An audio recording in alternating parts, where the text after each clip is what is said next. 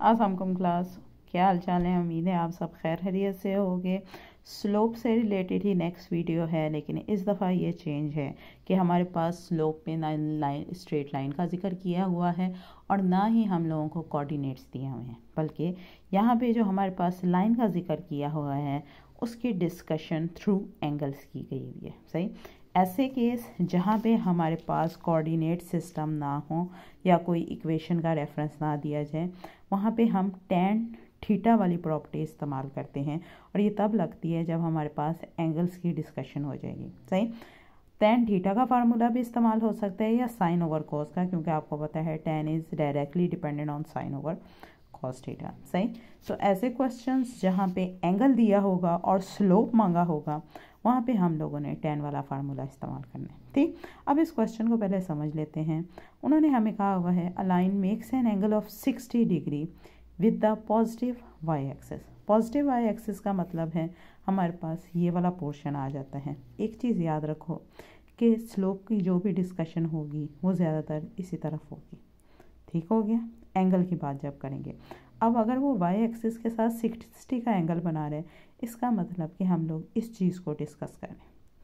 ठीक, और स्लोप हमेशा अलोंग एक्स एक्सिस चेक किया जाता है। मतलब जो चीज़ मैंने फाइंड करनी है वो इस वक्त ये वाला एंगल है जिसका मैंने स्लोप फाइंड करना है। ठीक हो गया। सो एक्स और वाई एक्सिस का दरमियान जो डिफरेंस होता है, जो एंगल होता है, वो 90 का एंगल होता है। सो हेयर 90 माइनस 60 डिग्री जैसे ही करते हैं तो मुझे इस अननोन वैल्यू का या इस थीटा की वैल्यू पता चल जाती है, जैसे 30। अब क्योंकि मैंने स्लोप फाइंड करना था, slope is equal to M which is equal to tan theta. Theta की जगह पे हमारे पास 30 आ जाएगा।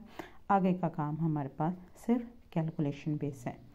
ठीक हो गया। सो इसमें कोई तारे से तारे इन्वॉल्व नहीं है। ठीक, इसी तरह से इसकी एक और एग्जांपल डिस्कस करने लगे हैं। मैंने कहा था कि हमारा जो भी डिस्कशन होगी वो पॉजिटिव एक्सिस की तरफ ही रहेगी। So what is the slope of a line if it's make an equal angle with the X and Y axis. एक चीज़ हम लोगों को क्लियरली पता है कि एक्स और वाई एक्सिस के दरमियान जो एंगल होता है वो 90 का होता है।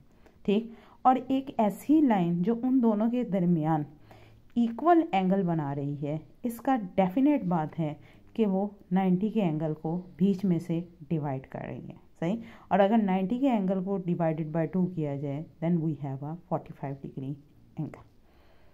सही हो गया। सो इस बेस पे मैंने एंगल 45 बनाया है कि उन्होंने ये कहा है कि ऐसी लाइन हमारे पास मौजूद है जो एक्स और वाई एक्सिस के साथ इक्वल एंगल बना रही है, और हमें ये पता है कि दोनों के दरमियान जो एंगल होता है वो 90 का होता है। और अगर वो इक्वल एंगल बना रही है, इसका मतलब कि वो एग्जैक्टली हाफ से उसे डिवाइड कर रही है। So that's why theta is equal to 90/20 which is equal to 45। Slope find करना है, so M is equal to tan theta.